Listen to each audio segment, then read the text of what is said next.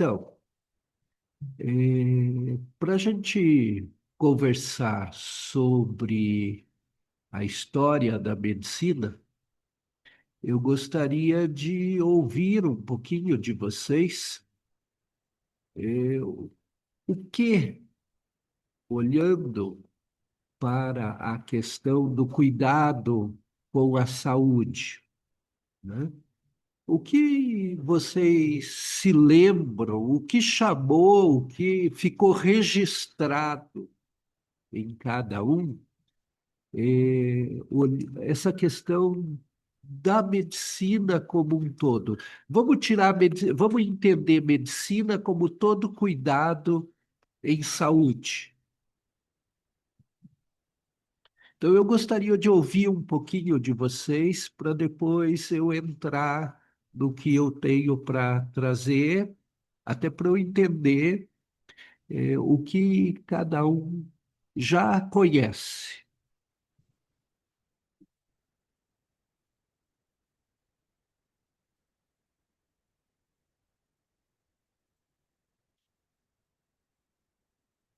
Mônica, alguma coisa em especial da história Diz em relação à história da medicina ou à história da nossa experiência? da, da, da medicina em tal, algo que te chamou na época de formação, lendo sobre isso, né? Você como médica, o que na história ficou Acho, marcado para você? eu acho que a medicina, inicialmente, quer dizer, nem era uma medicina mesmo formal, ela era mais holística, ela avaliava assim, o indivíduo como um todo.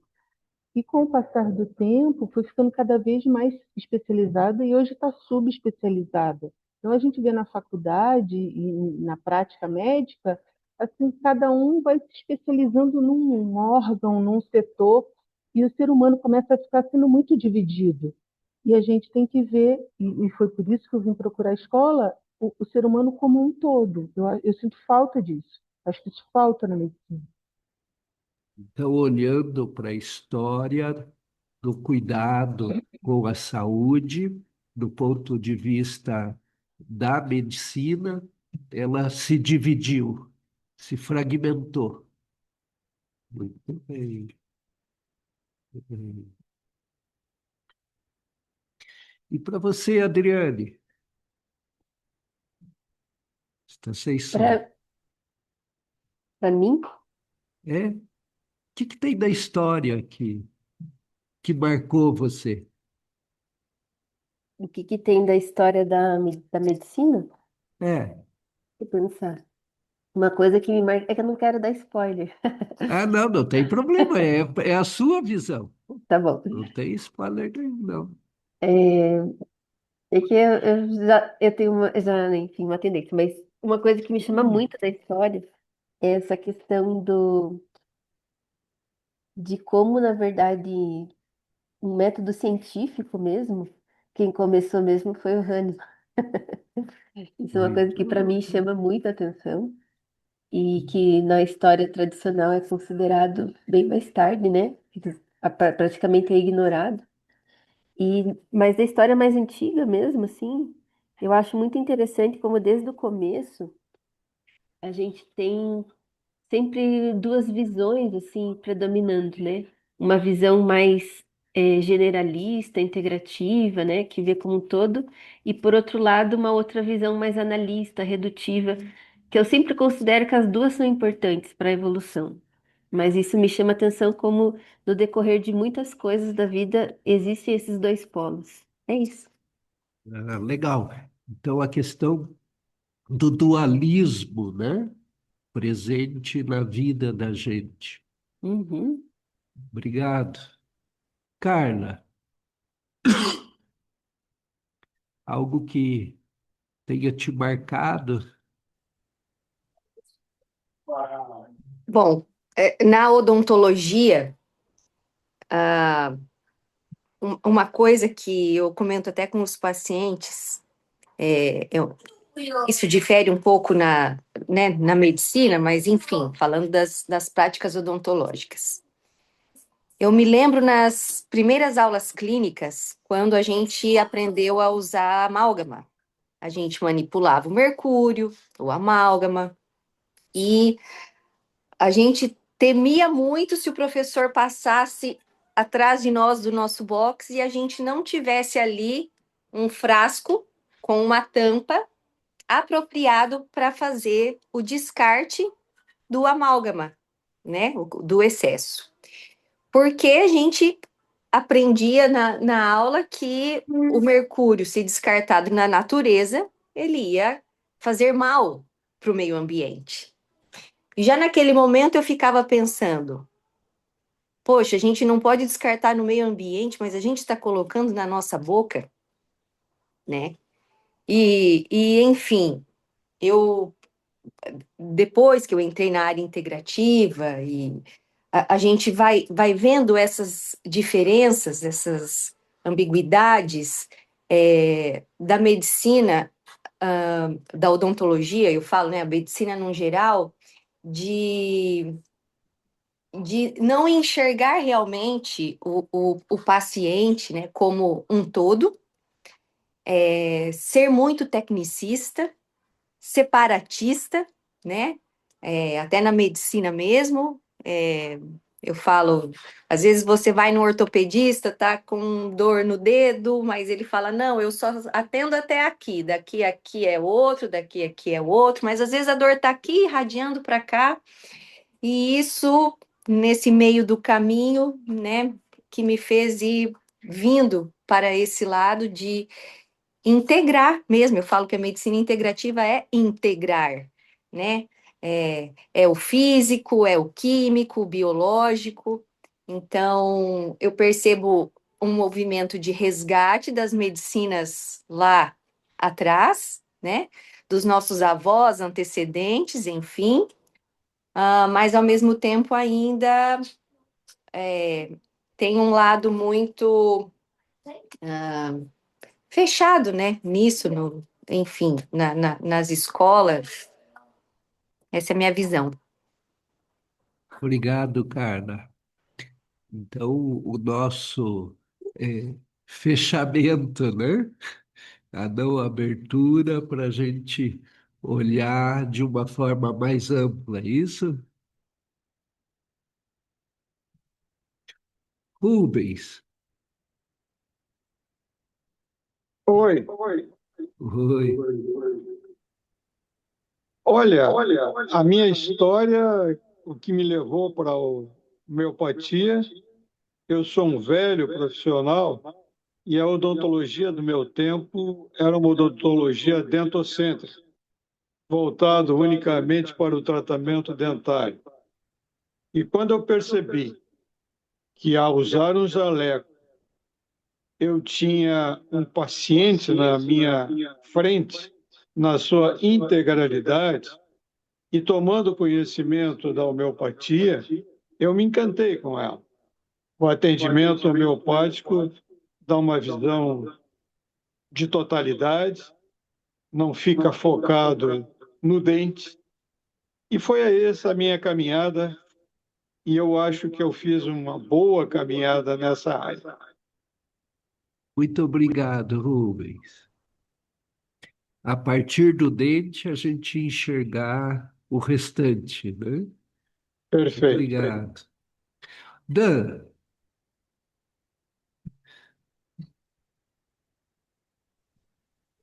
Alô, alô, me escutam bem? sim. Então, sobre esse aspecto da história da medicina que vocês estão comentando, né? Que vai ser o tema da aula de hoje, sempre foi um ponto que me interessou, porque, de certa forma, a, a gente vive na medicina atual um certo descaso com o passado, né? O passado, sempre o que vem de novo, ele está substituindo, né? O que ficou para trás, né? E eu tenho encontrado aí na homeopatia em vez de até citando a palestra do Rui, que eu gostei muito, em vez de estar revolucionando, né, está se integrando os, o que ficou para trás, a gente não tá abandonando esse passado. E muitas vezes eu percebo que também, se nos compararmos com certos momentos da história, a gente sai até perdendo, porque o que ganhamos às vezes no desenvolvimento técnico, nós perdemos em moral, né? Perdemos nesse ser médico, né? E eu acho que essa possibilidade da gente integrar tudo, e inclusive nessa aula, olhar com outros olhos, né? Para esses que nos antecederam, eu penso que vai ser muito bom. Então é isso. Muito obrigado. Então, dentro dessa proposta de olharmos com outros olhos, eu vou trazer uma síntese que eu tenho feito já há muito tempo que eu tenho procurado eh, estudar essa questão da história, né?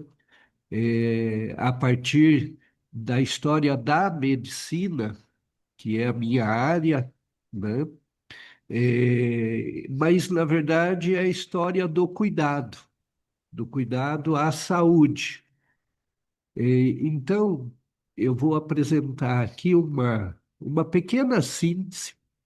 Esse ano eu peguei as minhas aulas anteriores e utilizei aí a IA para dar um outro formato, até porque a gente vai se cansando, né, da mesma aula todo dia, sempre, né, todo ano. Então eu vou apresentar. É uma pequena síntese de tudo isso para ver de que maneira nessas falas que vocês trazem, nas experiências que cada um tem nesse tema específico de história, do cuidado, e depois a gente volta a conversar para tentar ir juntando as nossas experiências, tá bem? É bem curtinho aqui. Deixa eu compartilhar só.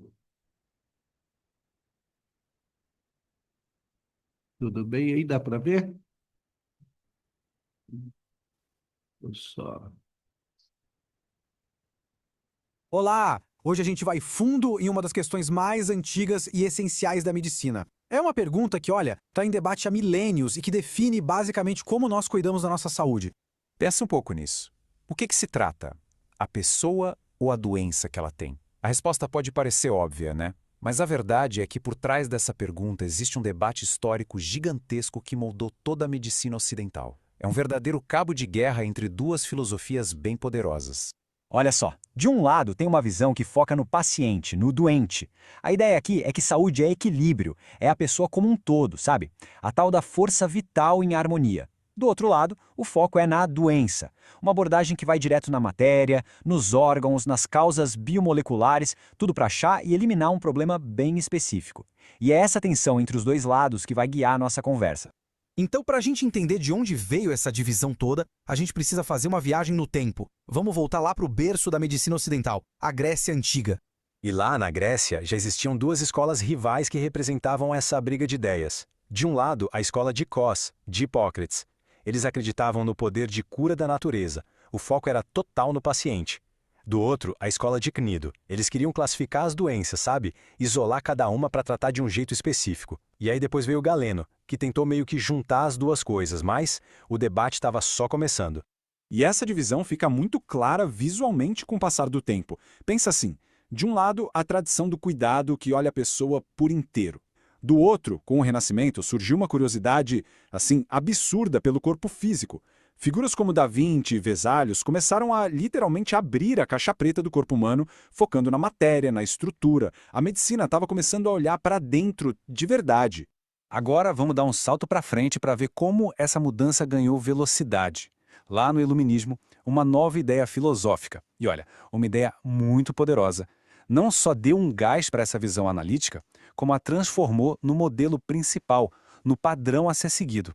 E a ideia era essa, simples e direta. veio de René Descartes. Ele, com aquela famosa separação entre mente e corpo, deu para a medicina a metáfora perfeita. O corpo é uma máquina. E se o corpo é uma máquina, ele pode ser desmontado, estudado e consertado, peça por peça. A mente, a alma, e isso ficou para a igreja. O corpo, esse ficou para o médico.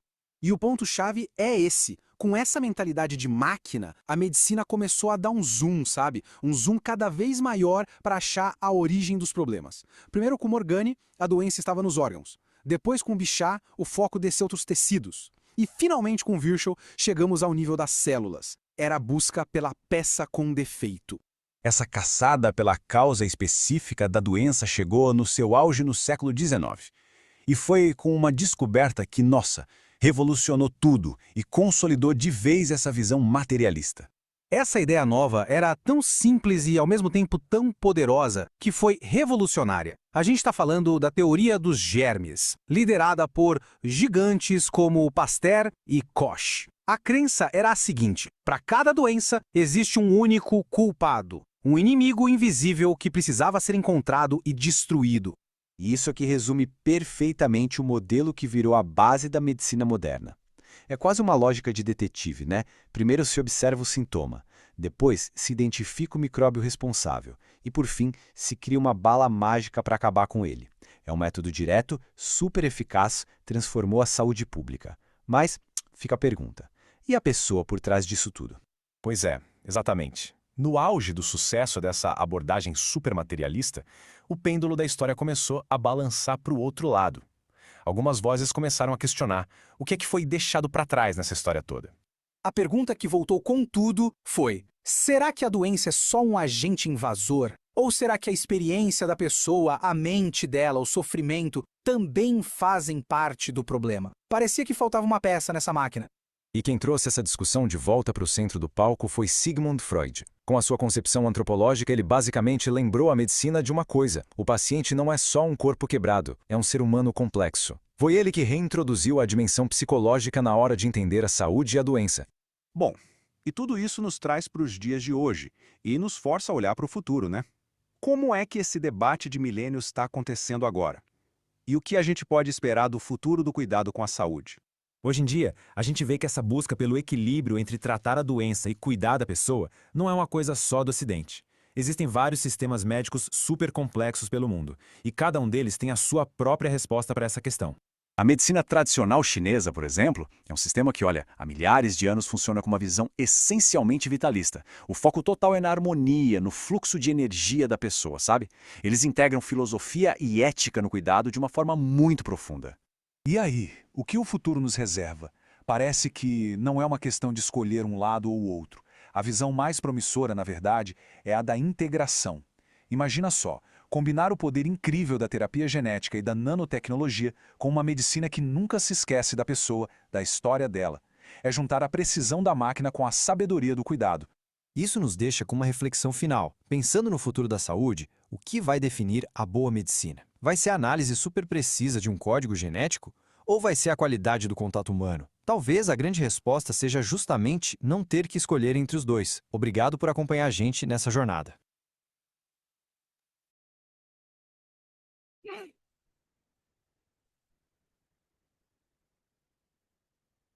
Muito bem.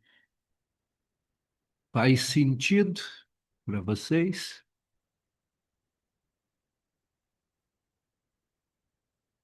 No que poderiam contribuir a partir dessa super síntese?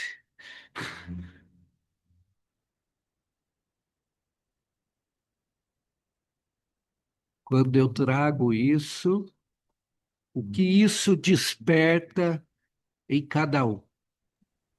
Eu vejo a história da medicina com um olhar de uma evolução que eu gosto, porque essa separação, essa superespecialidade permitiu que a gente pudesse também conhecer mais a fundo cada parte nossa, né? Agora, realmente falta continuar olhando que essas partezinhas são partes de um Lego, que separadas não fazem nada, né? Precisa elas estarem todas juntas. E o que me encanta no que hoje a medicina aí trazendo, né, o que ele falou ali no final do vídeo, a evolução da medicina na tecnologia, é a gente está, através das nanopartículas e esses estudos da eletrônica e da inteligência artificial e da utilização isso na medicina. Agora tem muitos congressos aqui na Europa que são congressos médicos de IA, e é o estudo das nanopartículas para a homeopatia, né? É uma comprovação científica, né, do que essa água que se dá tem um poder energético e é onde se dá o tratamento, né, das doenças através da homeopatia. E eu acho assim que a gente não tem que juntar realmente os dois, esse olhar moderno, né, da medicina moderna, do entendimento que a gente hoje tem muito mais profundo do corpo humano e da mente, mas não abrir mão da tecnologia que pode nos ajudar nessa visão integrativa do ser humano, não é? Obrigado, Flávio. Olhando para isso que você está trazendo da modernidade, isso me faz pensar na complexidade. Hoje a gente consegue compreender melhor a complexidade em qualquer uma das situações em que a gente esteja. Fazer uma comida em casa, né? Cozinhar o nosso arroz com feijão, o tradicional arroz com feijão, ele envolve uma complexidade imensa, né? Então, todos os ingredientes que a gente vai colocar, né? O próprio feijão, o próprio arroz, a água, né? É, por mais que essa água esteja ali transparente, mas a gente sabe que ela vem recheada de vários outros componentes, né? Quando a gente coloca o tempero, isso tudo só para se transformar num prato de comida, né? E depois que a gente come, isso tudo se mistura com o nosso corpo, né? Então, sem dúvida que tivemos um ganho muito grande com o conhecimento, o enriquecimento que todos nós hoje possuímos a partir da possibilidade de estudar, do contato com o conhecimento, e também toda a tecnologia envolvida na produção desse conhecimento que permite, né? Agora, se eu pensar nessa aula ali, nesse pequeno vídeo, eu peguei minhas aulas e coloquei na IA e disse, junte tudo para mim e faça um vídeo, né? E daí ele fez isso. E, e ficou melhor do que eu falando. Em 10 minutinhos ele deu o recado que precisava, né? Então, assim, nós hoje compreendemos melhor a complexidade, mas também olhando a partir do que você está trazendo. Essa complexidade, para mim, eu imagino como um quebra-cabeça, daqueles assim de 5.000 peças, né? Onde você pega uma pecinha minúscula e ela isoladamente não tem muito sentido, porque ela não se encaixa em lugar nenhum, né? Mas ela tem uma forma, ela tem um desenho, ela tem uma cor, e ela só vai fazer sentido quando a gente conseguir colocar ela em contato com uma outra que ela encaixe. Então, eu entendo que a gente está numa época, vivendo uma época onde a gente tem que exercitar esses encaixar, né? Parece que é isso. Quem mais gostaria de contribuir? De que maneira esse pequeno vídeo te toca?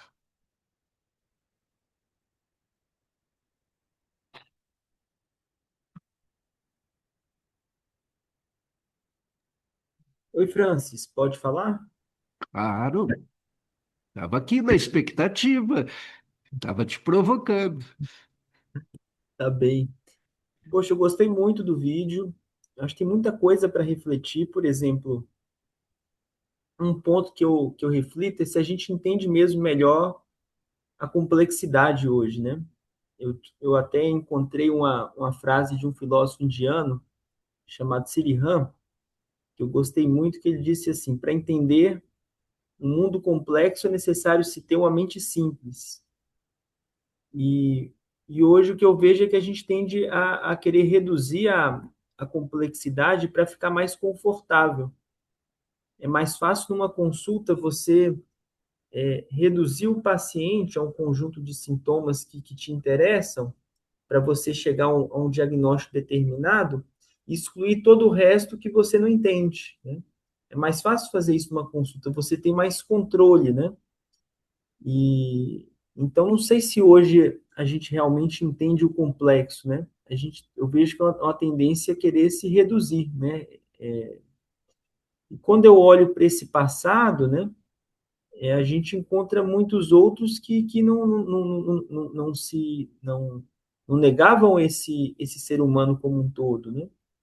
E eu penso até antes de Hipócrates, né? Porque ele deve ter se inspirado em alguém quando a gente fala dessa medicina pré-hipocrática na Grécia, aí naqueles templos de Epidauro, de Pérgamo, né? E que com certeza Hipócrates se inspirou ali. Será que a gente deve também fechar os olhos para esse tempo da medicina, né? Porque talvez eles sabiam de muitas coisas que hoje nós esquecemos, né? Me impressionou, por exemplo, quando eu entrei em contato com a, dois papiros que encontraram do Antigo Egito, um chama papiro de Ebers e outro de Edwin Smith, onde eles encontraram um conhecimento técnico muito impressionante para a época da antiguidade, né? Não sei quantos mil anos antes de Cristo, descrevendo, se eu não me engano, até cirurgia para catarata, e ao mesmo tempo não tratavam o ser humano, esses tratamentos como isolados, né? Como um órgão isolado afetado, mas buscavam enxergar o todo. Então eu realmente eu percebo que é possível que a gente consiga resgatar muita coisa boa desse passado e com grande utilidade para hoje. Até penso o quanto que lendo um pouco da história de Hahnemann, ele não fez isso nesse período que ele ficou traduzindo 7, 8 anos, né? Tantos tratados, tantos livros, o quanto que ele não se inspirou aí para chegar onde ele chegou, né? E eu acho que a gente pode continuar se inspirando da mesma forma, a gente pode continuar bebendo dessas mesmas águas que a gente vai encontrar algo de útil, algo bom. E por isso me interessa tanto essa história, né? É muito interessante o que você está trazendo, no sentido de que a gente tem uma tendência a considerar o que ficou para trás como ultrapassado, como algo que não tem valor mais, porque hoje conhecemos mais, sabemos mais, acreditamos que somos mais capacitados de quem veio antes de nós. É só ver isso na casa da gente, né? E como é que vão colocando a gente à medida que a gente vai fazendo aniversário, a gente vai ficando meio de incapacitado, né? E, então, esse resgate, ele é extremamente importante quando a gente pensa aqui em fazer homeopatia, em trabalhar com a totalidade da história, essa totalidade ela envolve também a história que antecede essa pessoa. Não é possível a gente ignorar isso, né?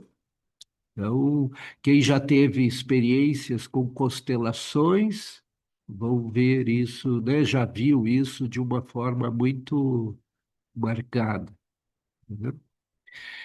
Então, dentro de tudo isso, o que a gente tem quando Professor, Hannibal... Sim, pode falar, Manuel. e assim, né, o que eu. Desculpa a minha voz, que eu tô meio gripada. Mas Não, tranquilo. a época que, antes de Hipócrates, como o colega colocou, era muito visto ainda, né, como um castigo dos deuses lá no Egito, ou conforme associado à cultura, né? Então, se tinha muitos rituais de cura e muitas outras terapias associadas à medicina, que eu acho que hoje as pessoas verem mais como, ai, como se fosse um placebo, do que como se fosse uma terapia realmente. Ah, vamos supor, vou falar de um reiki, uma constelação, um, né, mesmo as terapias nós alternativas, né, a homeopatia, a acupuntura, tem muita gente que devido à evolução não vê isso como algo que vai surtir efeito, mas vê isso muito como placebo, né? Vai lá só para sentir que melhorou, melhorou porque afetou só o emocional. As pessoas não verem o geral de que está afetando realmente a energia vital, que não é só o emocional que essas terapias entram, né? Entram em outros níveis complexos que, como o colega falou, acho que às vezes a gente nem tenha conhecimento ainda total e por não ter conhecimento, acho que às vezes cai meio tipo num limbo de é placebo, porque é mais fácil pensar que a medicina convencional, evolucionista, com essas, né, com tudo que a gente evoluiu, tem que ser separadinho em sintoma, em caixinha. Apesar de que a gente vem visto nos últimos 2 anos, né?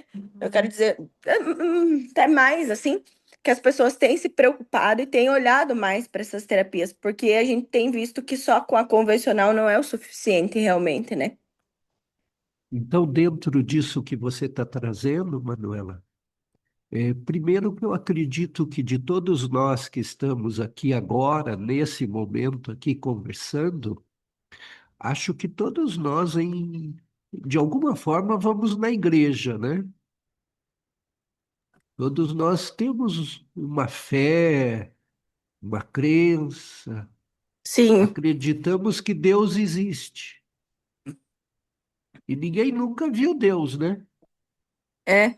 E a gente esquece, né, do componente que é o que o professor falou também, o colega também, e todo mundo colocou, que muitas vezes o que a gente não consegue explicar durante esses vários anos foi chamado de milagre, foi chamado de. Uhum.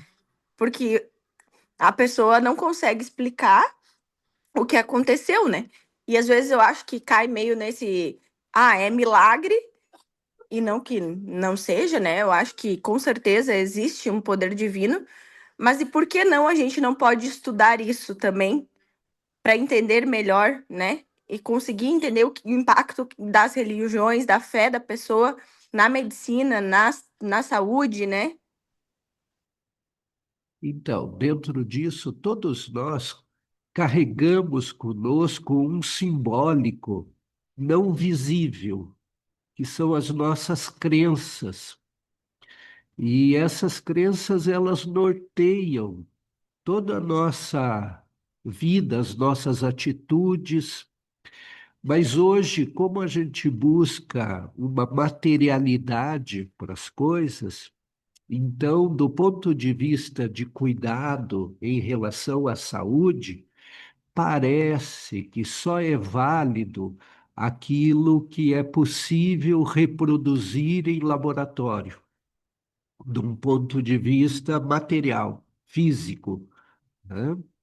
E as outras coisas que acontecem a nível do simbólico, a nível do nosso campo mental, ele muitas vezes não é valorizado. Ou não que não seja valorizado, mas ele fica num segundo plano.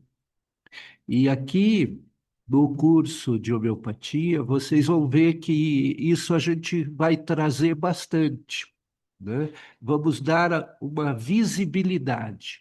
É possível dar uma visibilidade para isso. Não só a nível da psicologia, que já trabalha nesse sentido, né? Mas, por exemplo, quem já teve alguma experiência com microfisioterapia, né, já deve ter visto que o fisioterapeuta é meio bruxo, porque ele põe o dedo num determinado lugar e conta uma história a partir dali, né? Incrível como costuma bater, né, com o que a gente viveu, né? E daí Então, é bem isso que o professor falou, as pessoas colocam como se, ah, eu acho que ela é meio bruxa, é meio as pessoas tiram da ciência, né? As pessoas desvinculam e deveria existir mais essa vinculação. Lógico, eu acho que é a culturação, né? Que a gente vem num processo de esquecimento daquilo antigo, porque isso já existia, essa conexão de antes, né? E agora a gente está talvez tentando retornar essa cultura de que as pessoas realmente tenham esse olhar de conectar uma coisa à outra, né? Então, assim, ó, eu não posso passar muito do meu horário, porque senão eu vou atrapalhar o resto do dia, né?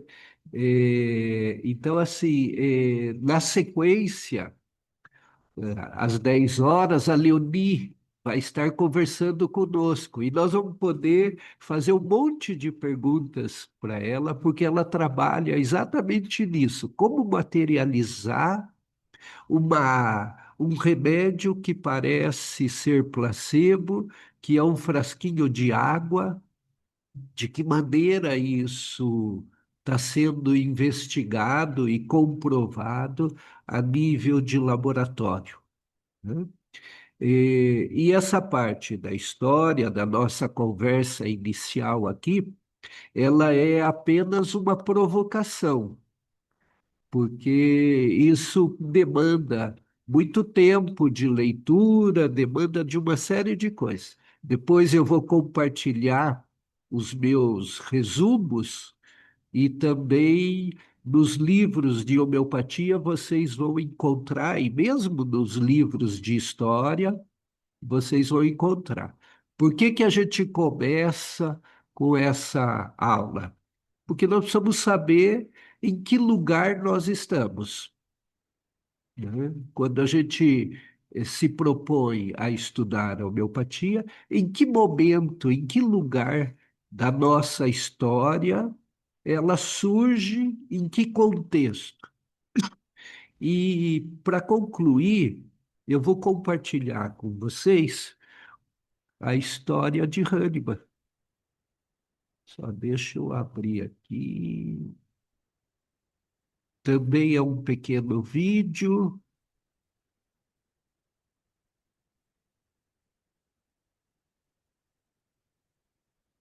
Só um pouquinho.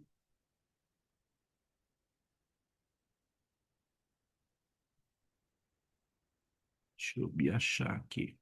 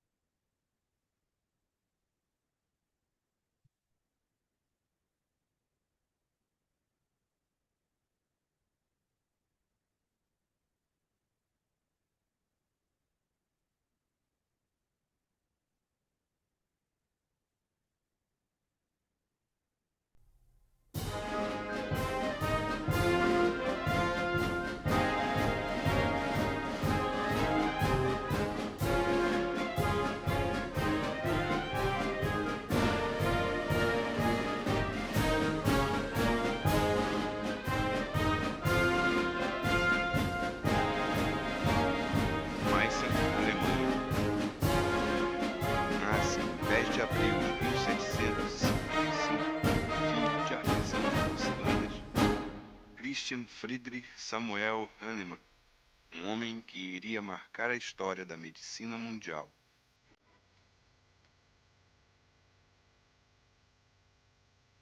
Jovem brilhante, dedica-se com afinco aos estudos, principalmente sobre línguas. Sua capacidade e seu brilho encantam seus mestres, que lhe oferecem bolsa de estudos no Colégio dos Príncipes.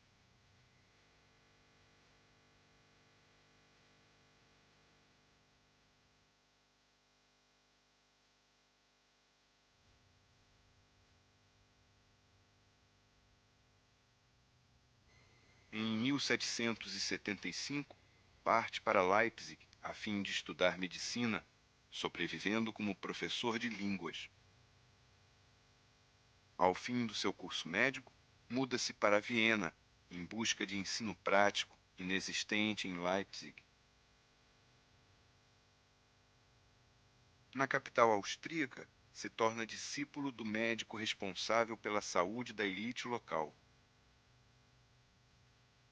Um ano depois, é recomendado para cuidar da família do governador da Transilvânia, onde aprofunda seus conhecimentos em higiene, dietética e doenças mentais, até receber o título de doutor em medicina em 1779.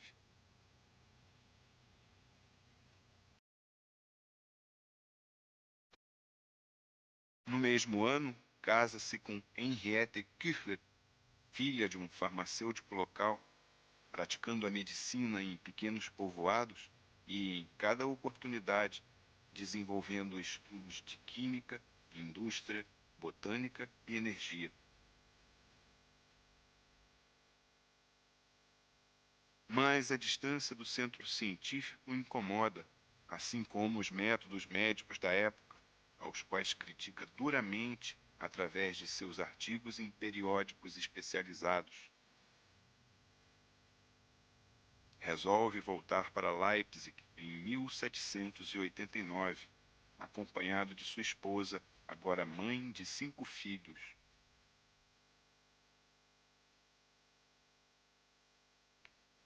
Apesar do êxito como clínico, decepciona-se com os pobres resultados da prática e princípios de então e resolve abandonar o exercício da medicina em 1790, passando a sobreviver de traduções e enriquecendo seus conhecimentos nas bibliotecas de Leipzig.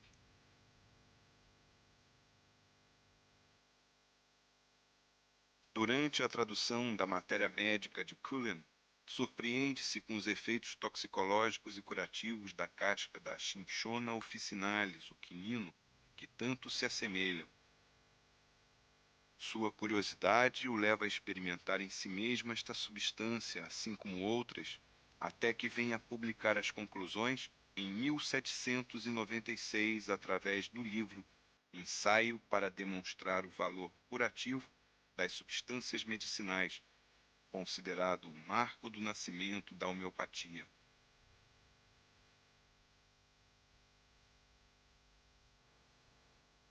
A partir destes fatos, Hahnemann começa a desenvolver toda uma teoria de tratamento abrangendo os conhecimentos por ele obtidos, principalmente sobre medicamentos, sua produção e as características individuais do enfermo.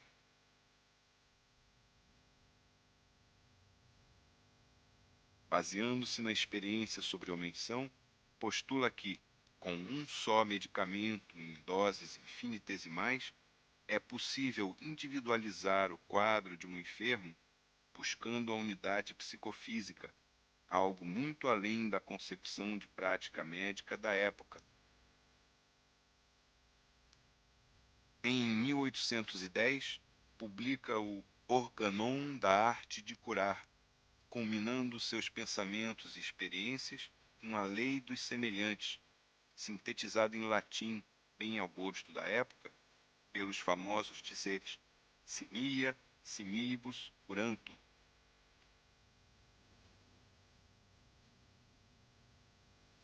Contestado com veemência pela escola médica local, mas confiante no método e seus resultados, volta a clinicar e começa a receber discípulos apesar de continuamente criticado por alguns colegas.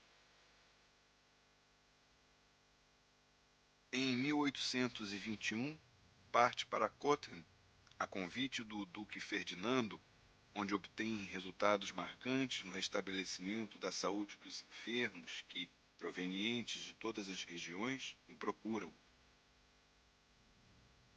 Suas conclusões são cada vez mais profundas até que, em 1828, publica o Tratado de Doenças Crônicas, no qual mostra a susceptibilidade dos seres humanos às patologias em geral, levando em conta a herança familiar e a sensibilidade individual a causalidades específicas.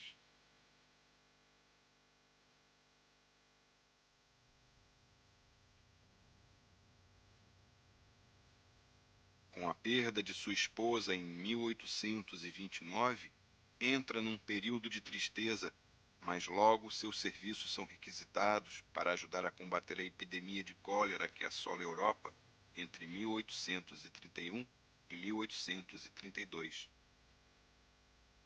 As taxas de mortalidade são mínimas em um tratamento homeopático preconizado por Hahnemann e seus discípulos, utilizando, sobretudo, Veratrum album, Cuprum metallicum e cânfora.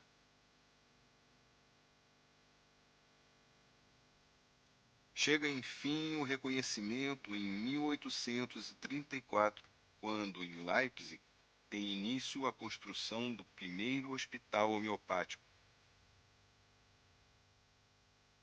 Além da alegria de ver seus ideais concretizados, conhece e se casa em 1835 com Melanie d'Hervey-Goyer, que o convence a partir para Paris, polo irradiador de novas ideias.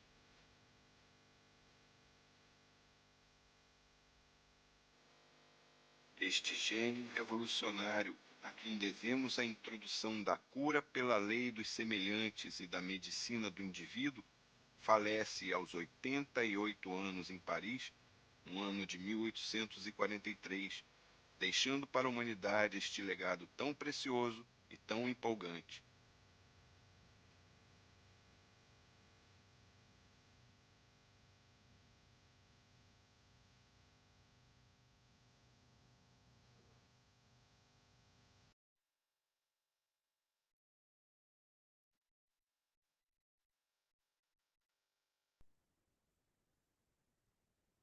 Muito bem. Vou deixar isso como um estímulo para vocês lerem mais sobre a biografia de Hahnemann.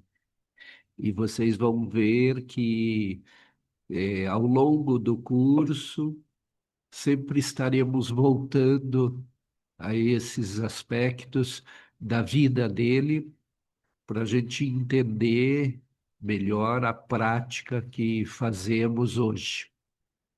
Então, fica aí o gostinho de quero mais detalhes, e vocês vão encontrar bastante dos livros básicos, textos que a gente vai utilizar.